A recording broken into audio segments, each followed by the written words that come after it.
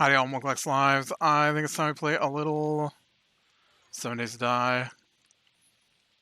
Man, I really don't have any kind of medicine.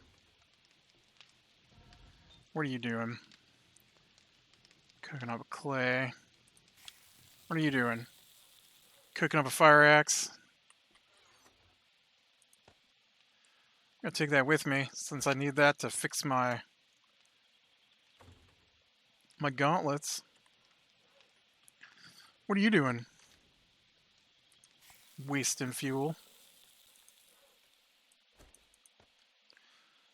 Alright, so I'm gonna get this axe. I don't have enough metal to um, make a pickaxe yet, so just gonna have to go. Oops, just gonna have to punch my thing for no reason. I try to right click to open it, and that's not how that works in this game. We just got done streaming a long session of Terraria. So if I push the wrong buttons, it's because I've been playing that. Today was probably the best day I've had on Terraria ever since we started it. I'm still not a fan of the game, but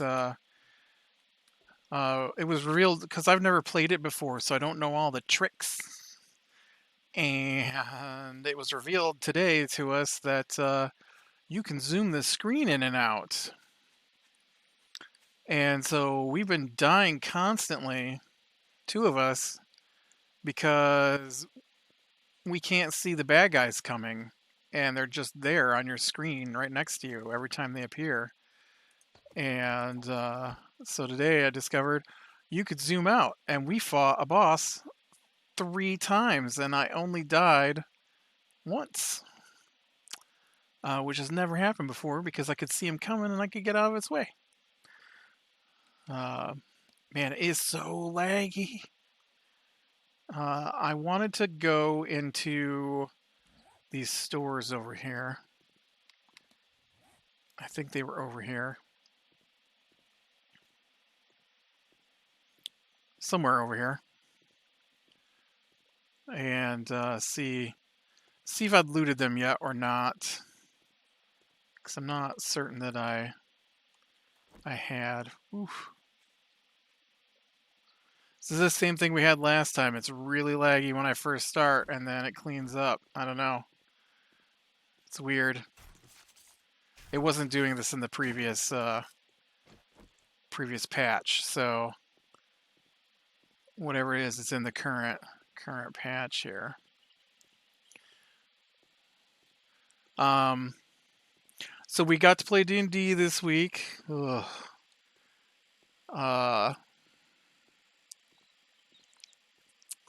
Yeah. The other guy who plays with us, who didn't show up last week and didn't respond to any phone calls, had fallen asleep and just did not respond. Of course, to me, the weird part is that he fell asleep and didn't respond, but also didn't let us know what had happened until this week. So, oh no.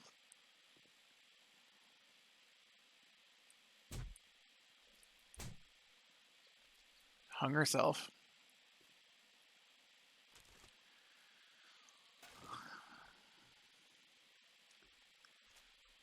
There's like nothing in here. So, I think I've been here, right? Yeah, I've definitely been here.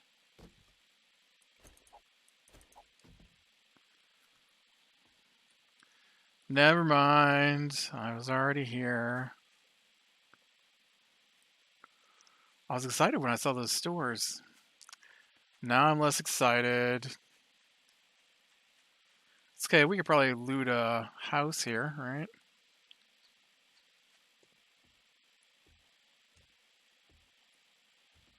So, yeah, so we, okay, alright. So it's almost time to start D&D. This is ridiculous. It's almost time to start D&D. We are in the chat, we're opening the programs, and then our DM gets a phone call.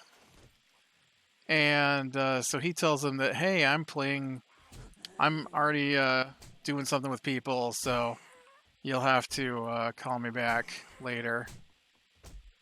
Oh, no, right. He put us on hold for 45 minutes and decided the phone call was more important uh, because the phone call the phone call was from somebody he knew who read something on Facebook they didn't like. And so he had to talk to them about what they had read on Facebook for 40 minutes while the two of us sat there waiting for him to come back to start our D&D game.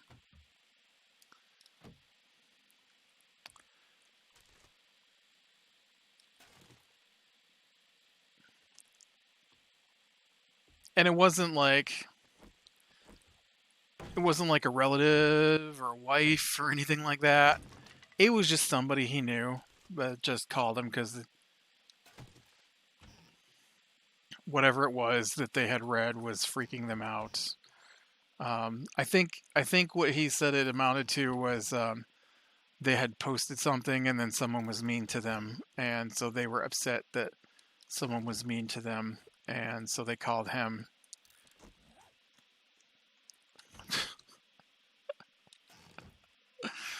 I'm trying to play a game of D&D here, man. I don't understand why they got a call every Wednesday. It seems like during D&D time.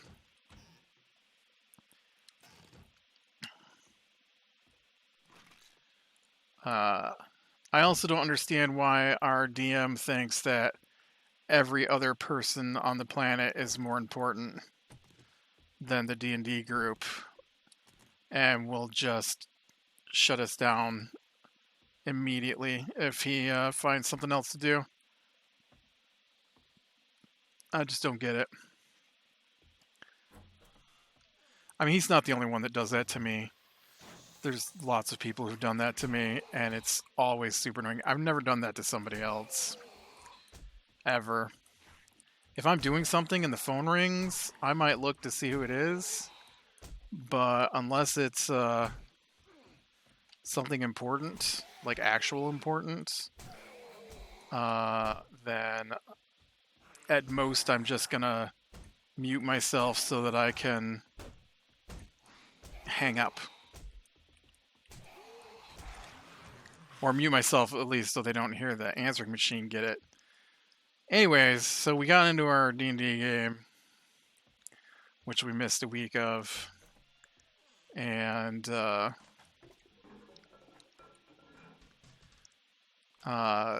so we had left off. I didn't remember having left off where we did, but we left off having just fought. Oh, nice.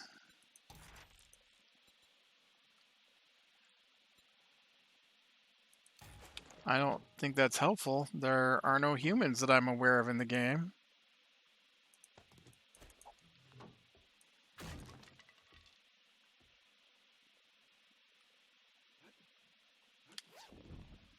And uh oh right. I was trying to remember where we did leave off. So what had happened was uh we had uh we had talked to this guy about getting a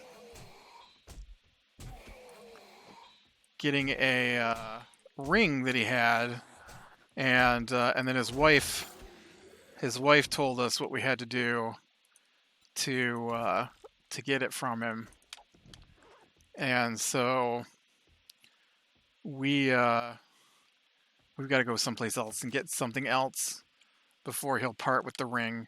And the thing that drives I don't have any picks. Wow, I don't have any picks. The thing that drives me crazy about it too is that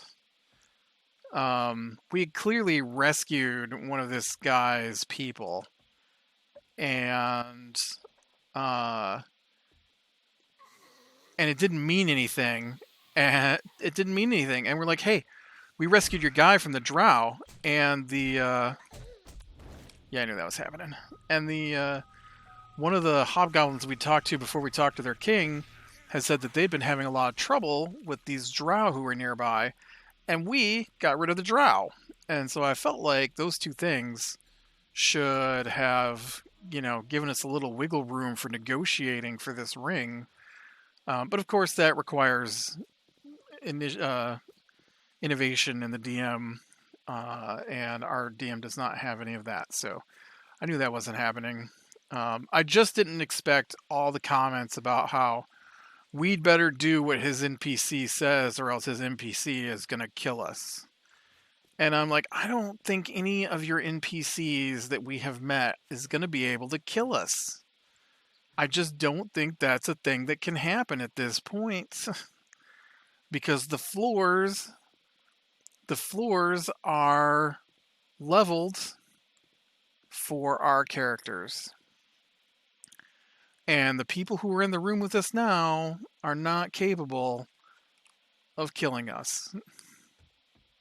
Not going to happen. Stop saying that every time we talk to somebody. Well, I could just have you killed. No, you couldn't. Well, I could. No, you can't. I've got. No, you don't. Well, this guy's got. Yeah, and they're like, what? A quarter CR, and we're level 7, and we've got full. Man, she was just wrecking me. What did she do to me? She sprained my arm. What does that mean?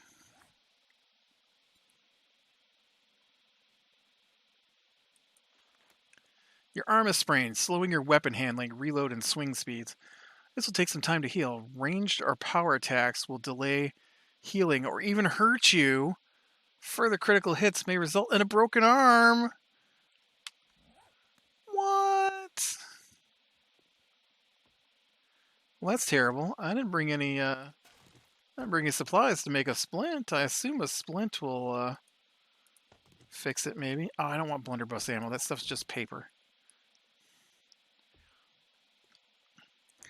So yeah, so we get a lot of that, which is super annoying. I mean, it's bad enough we're never allowed to talk to NPCs without them attacking us, practically anyways. And the only reason we didn't have to... Great. Just broke my arm fighting these things. I don't like that. That's terrible.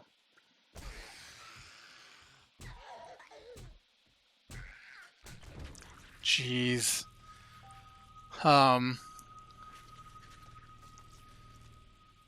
But I don't like how... It's just super frustrating that... Like, why would they even let us in here if they're just going to be like, we'll kill you at any moment? Then why let us in? Why let us in? I don't understand. Because we could rewind this back to the moment when we first ran into their patrol group and just start the mass murder from there. But we're trying not to play like murder hobos, which is where you just kill everything you come across for the XP. Which murder hobos to me spawn from, not always, this is not always, but murder hobos to me spawn from the fact that the DM doesn't give you XP from anything else but murder. And honestly, our DM is like that, and we only get XP if we kill things. And he won't give us XP for anything else. And so, we've explored a huge chunk of this dungeon that we're in, and basically, oh, where'd that other? There she is. And so basically where we're at, there's like one tiny little section left to even look at. And I would just push on to the next section. But the next section is a town. And I already know we're not getting XP from what goes on in the town. Like, I just know. There isn't going to be enough fighting in town probably to get us to our next level. And so I guess I could use that.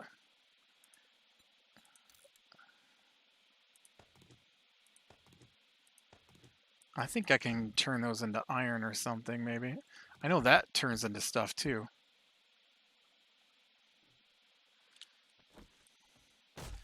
But anyway, so that was where we ended the previous session. So last night, we're like, all right, so we're gonna go, and I guess we'll go and take the river. And so we do a little bit of exploring along the river, and we end up having to fight these guys. Uh, and uh, uh, and so all of that was pretty normal, except that one of the groups of guys got a surprise round on us, which I've already talked about. There's no such thing as a surprise round. We can't be surprised because we're looking for it, and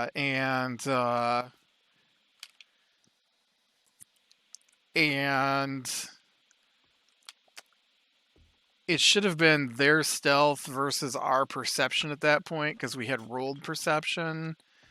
And instead, he said that their stealth rolls beat our stealth rolls. And so they knew we were coming, but we didn't know they were. Where did I get in here at? Oh, right here. Um, and so they all got to attack before we could respond, which is not how it works. It's surprise is a very specific thing, and our DM is like every room surprises you, every room. So it's super irritating. And then after that, so we fight and kill those guys, and then we go to this other area, and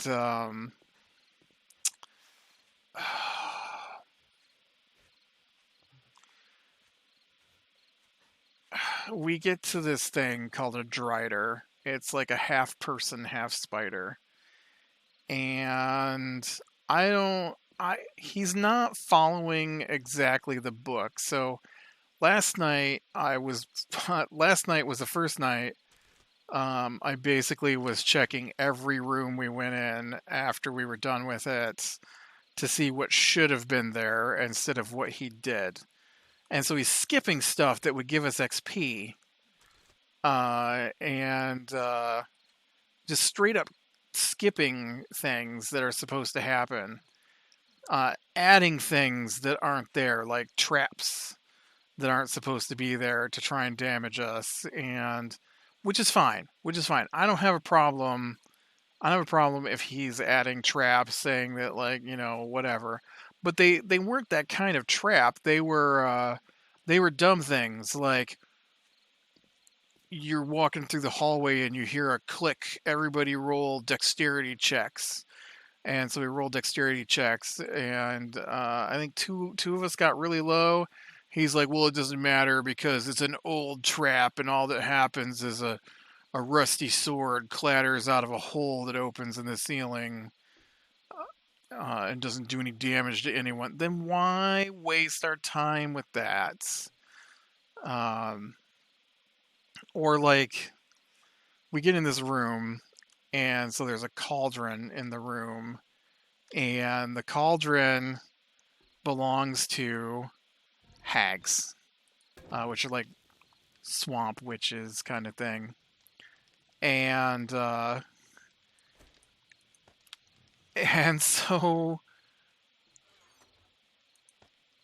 he just keeps harping on the fact that this cauldron is here and wanting to know if we're gonna we're gonna check out the cauldron. And we're like, well, I mean, none of us are magic people, so I'm not sure what we're supposed to do with the cauldron, right?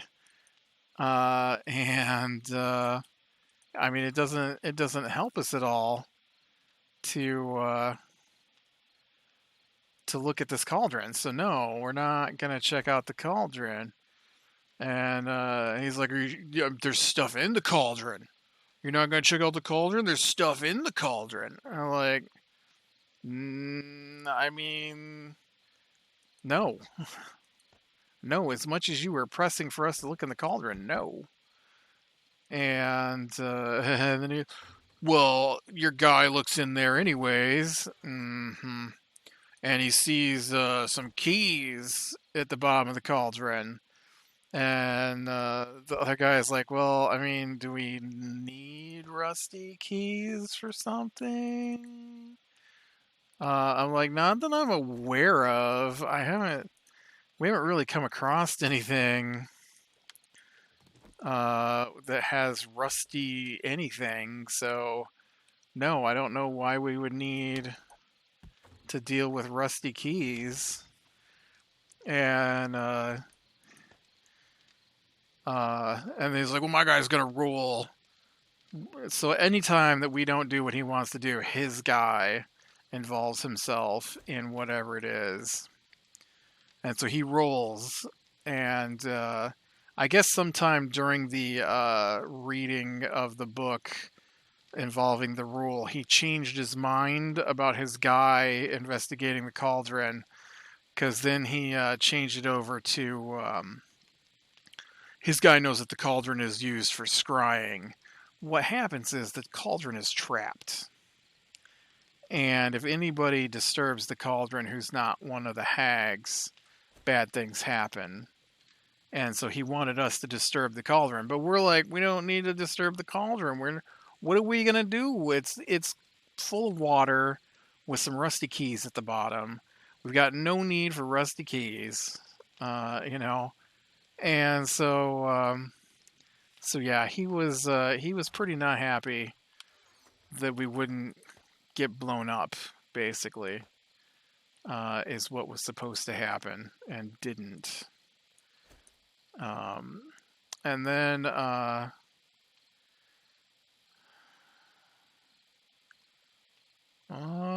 what can I throw away that I don't want? Pine cones can go away. I just need to make another box, I guess, at this point. Let's see, nails. Can I get 10 nails? Yeah, let's just go ahead and make a couple of boxes. Make 20 nails. So, so then we, oh, we're fighting the Drider. Right, sorry, I got distracted. We're fighting the Drider. And the Drider, the Drider's in this room that's full of webbing. And oh, what do I need more? Is it a box?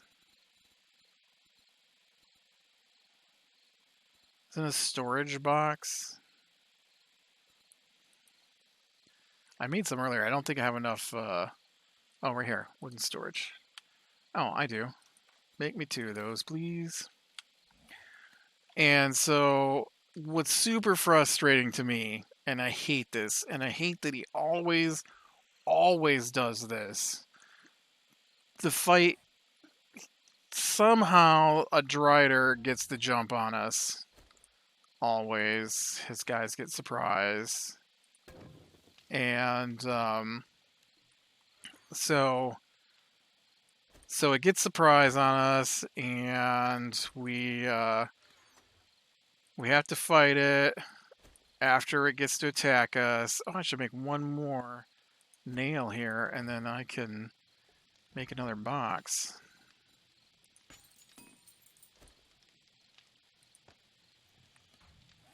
And the ceilings are tall enough. The ceilings are always tall enough for the spider guy who's big to be 20 feet off the ground, which means that none of our melee people get to engage in the fight.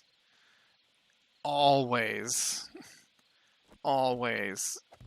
If there's any way that he can make it so the guy is not able to be hit by swords, he does it.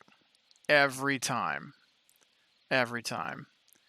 And it's annoying. It's annoying.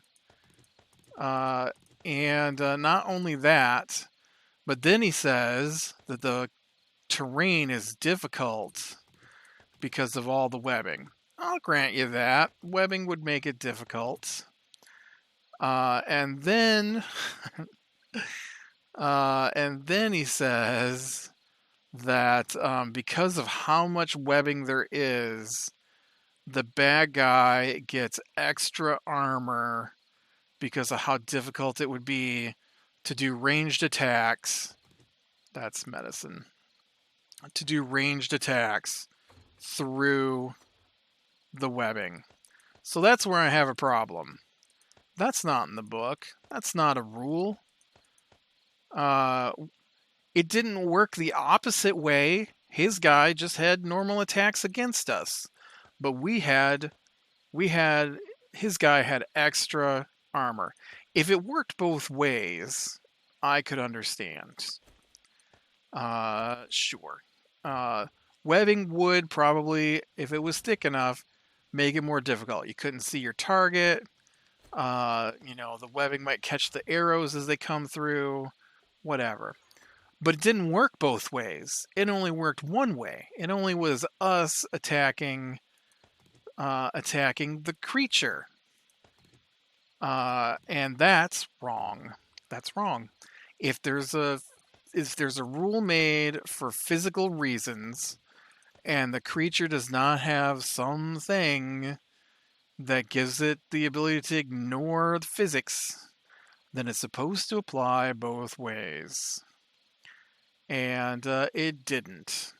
And so super frustrated by that. And then it won't stay in view. It keeps running around the corner because it's not affected by the webbing because it's the spider. And so it attacks and then runs around the corner. And then we're trying to work our way into where it's at while it is attacking and then running around the corner repeatedly, which is dumb. So it's 20 feet up, so we can't hit it. It's around the corner, so we can't see it. Oh, but it gets to attack us even though it can't see us. And it casts Hold Person on my one character, and I can't break Hold Person the whole rest of the fight, basically. And so I am down a character just because. I hate Hold Person. I hate it so much. What is that? That's gunpowder.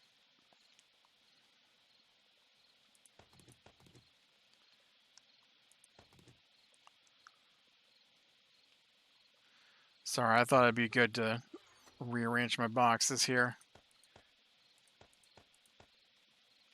Since I have boxes now, how much steel can we make? Or iron? That might be enough to get a pickaxe right there. As soon as that's done. And then we end the night, and I don't know what he thought was going on, but we get to the end of the night, and he decides that the other guy has to leave. The other guy didn't say that. He just says, the other guy's got to leave, so we're going to end it. And he wanted to know right then if we were going to talk to the hags or we were going to attack the hags. And I'm like, I don't know why we got to decide that right now if we're not going to do anything about it. And he's like, well, I want to know. You going to attack the hags or you're going to talk to the hags?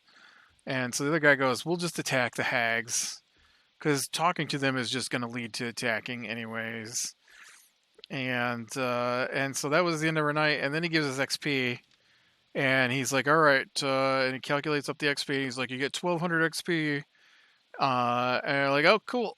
And so I go to put my XP in, and he's like, "So I think that leaves you about 2,300 short of your next level." I'm like, "No, 1,200 was the exact number we needed to go up our next level." And here it is. You ready? Here it is.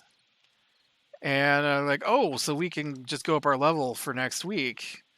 And he's like, "No, you gotta take a long rest first." And the other guy goes, "Oh well, I guess we'll just back out of the room then and go take our long rest." "You can't do that now because you said you were engaging in combat, so you can't leave until the combat's over now. So you don't get to level up until next week, sometime after you're able to maybe get out and go to have a long rest."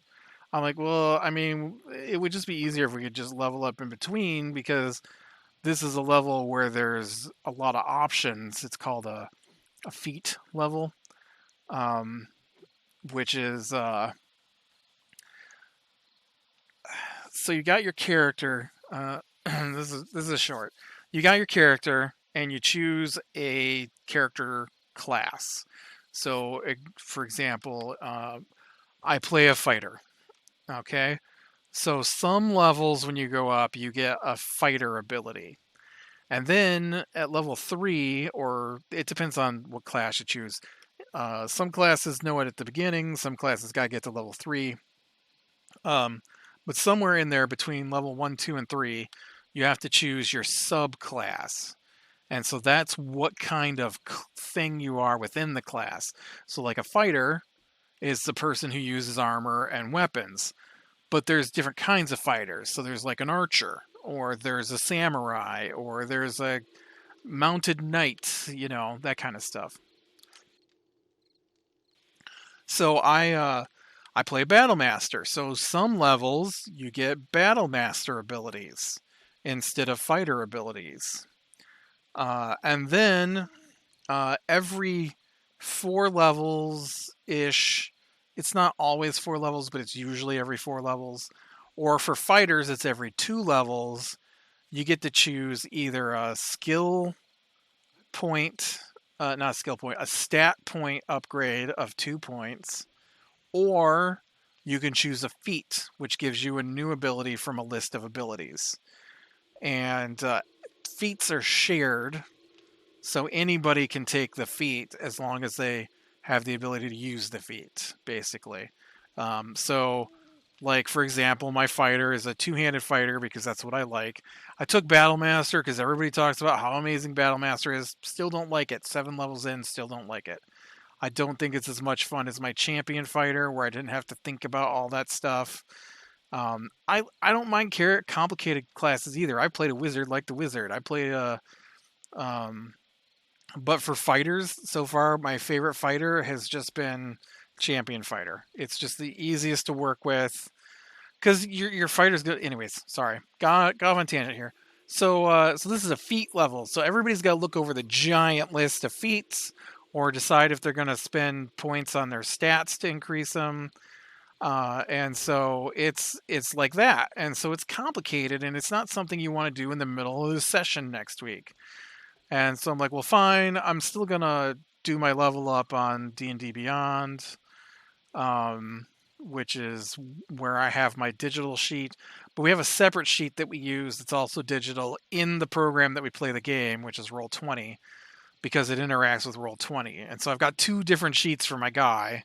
I basically keep all my information about my inventory and stuff like that on D&D Beyond, and then just have the like changing numbers on Roll20. And so yeah, so I'm like, yeah, I'll just level up in between then, and that way it's ready to go for next time. Well, you can't do that because you got to get the level up or the long rest.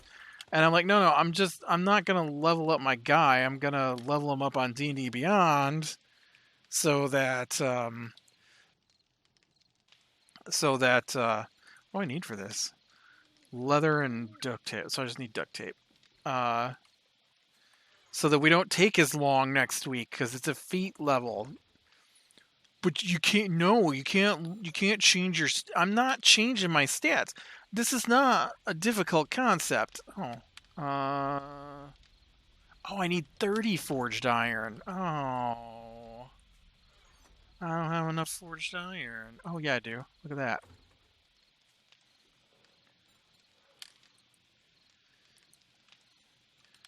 I don't have enough wood. I need 5 more wood. Uh, yeah, so that was the end of our night. Was arguing over whether or not I was allowed to go to my D&D Beyond profile that has nothing to do basically with our game, other than I like to use that when I level up because I have all the books and stuff unlocked, so like all the information is right there, and I don't have to hunt it down in different sources trying to level my guy up. Um, for whatever reason, he was adamant that we weren't going to level our characters in D&D Beyond, which is not the character sheet we use when playing the game, because we didn't long rest like he demands that we do for our game. He's like, you can't level up because you gotta take a long rest. And then he makes some other comment about the rules, and I'm like, well, long rest isn't part of the rules for level up. Well, this is my game. Okay. So yeah. All right, with that, I'm gonna go. So be better in the small things and lead in the light, and I will talk to you later.